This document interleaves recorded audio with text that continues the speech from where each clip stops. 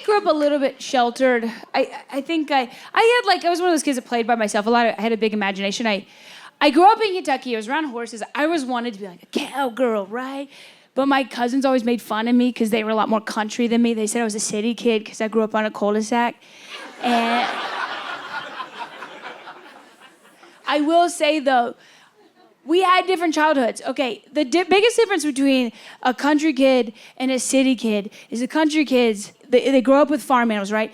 And they're a lot more exposed to the circle of life.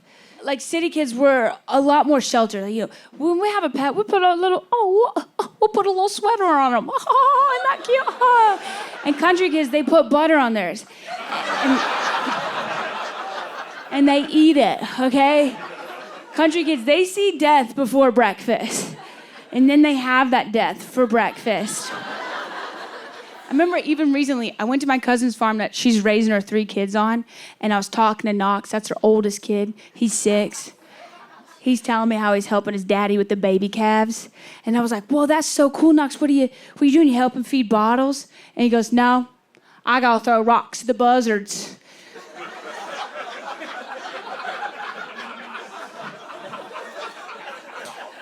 Because when the calves are born, the buzzards like to circle around up top, and then they dive down and they peck the calves' eyeballs till they can't see no more, and then they can't nurse, and then after a few days they starve to death. Then the buzzards get to eat them for supper, so I got the rocks to the buzzards because Daddy says the government won't let us shoot the bastards.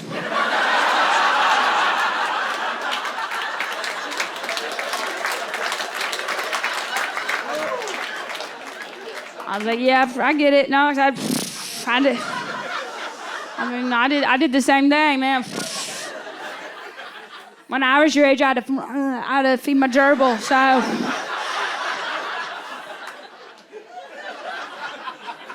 And one time it disappeared, and my mom was like, don't worry, it just got to shed its winter coat. And sure enough, next day it reappeared, a whole new color.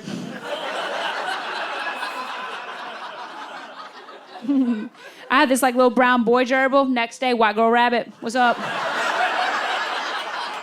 I'm telling you, these country people, they are so much more at ease with death. I even remember when I was 6 years old, my parents took me to the Kentucky State Horse Park for my birthday because I was obsessed with horses. You got to go. It's in Lexington, Kentucky. There's horses you can pet. There's horses you're not allowed to pet, but you can look them in the eyes and cry. It's Disneyland for middle children. I'm so excited. I'm 6. My birthday party, right? I'm standing outside the front of the park, and I'm looking at a statue of a famous racehorse named Man O' War. When all of a sudden this hillbilly fairy shows up out of a tobacco cloud. He looks like Tinker Bill. And he leans over and he goes, "Oh, Man O' War down there." And I was like, "Whoa." What? And he goes, "Oh, Man O' War down there." And I was like, "Oh, I'm sorry, I have a boyfriend."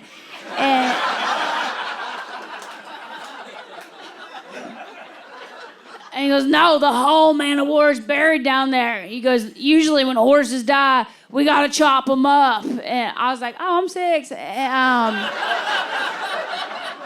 know I'm a big kid now, but this is day 1, so that's a lot to take in." And he just doubles down. He goes, "Usually we cut out the heart and the hooves and just bury that. Represent spirit and the speed." And I was like, "Oh, did my mom hire you for the party?"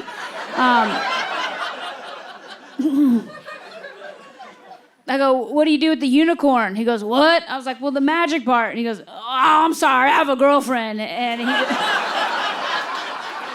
the thing my country family is most proud about me for is not selling out theaters.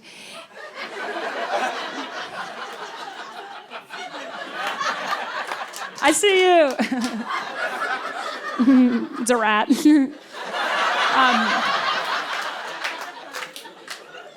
My demo. Don't get the ceiling in this shot.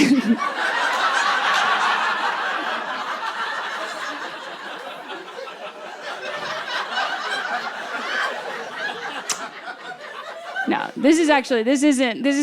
I'm very rich. I'm very successful. This is actually just a fundraiser so that this 2,000-seat theater can finish their roof.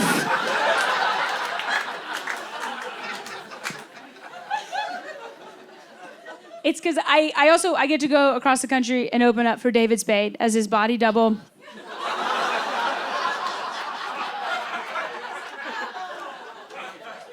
We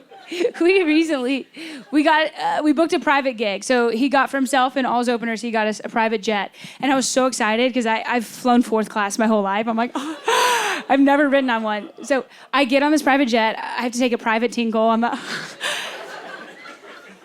And I don't know if you guys have been on... No, you haven't. You're here. Anyways, okay.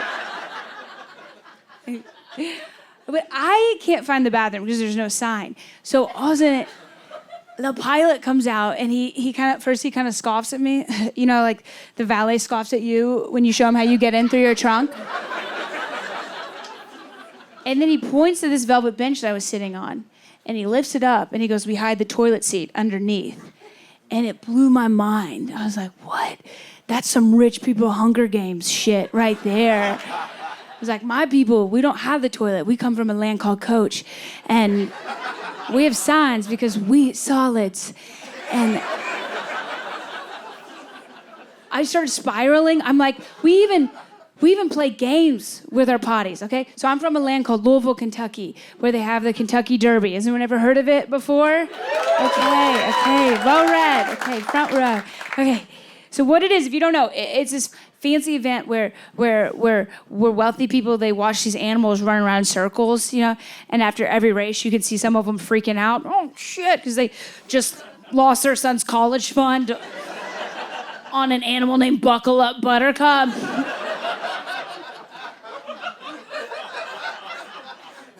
But at the Derby, they don't let us hillbillies in the stand. They corral us in the infield, right? So we're there watching the horses race, and we get FOMO. We're like, oh, I want to do that. Hold my moonshine. And so we have ourselves something called porta potty racing, okay? Do y'all know what porta potties are? I want to make sure. Okay. You never know. My tickets are expensive, so, you know. Okay, so what porta potty racing is, if you don't know, porta potties, they're, I just remember the first time I saw a porta potty, I didn't know what it was. I just saw people like lined up and they were so excited to get inside, you know? They were like, oh my, hurry up! And I was like, oh my, what is in there? 'Cause I grew up very Catholic, so I thought they were little confessionals. Because people they looked so worried before they got in, you know, and then they got out, they were so relieved. So I was, okay, so porta potty racing, what you do is you find a line of these guys, okay? That's a God-made landmark. You can read about it in Genesis. And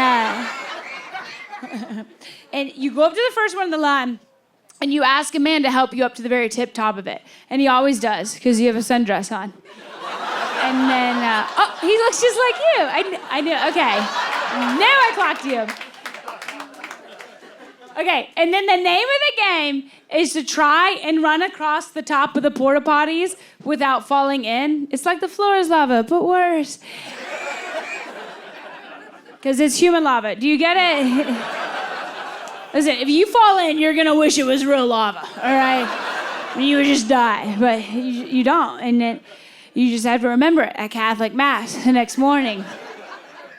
Now, if you get pretty far and you haven't fallen in yet, then there's dudes on the ground that are going to get excited, you know, because now you're their redneck ninja warrior. They're like, oh my God, she's really doing it. And they can't help themselves. They get so excited, they'll throw full beer bottles at your head because that's how their dad showed them they were proud. And then if you dodge all the bottles full of love and you make it to the very end, then you get to get arrested. And then you get to go to jail. And you get to talk to your dad again.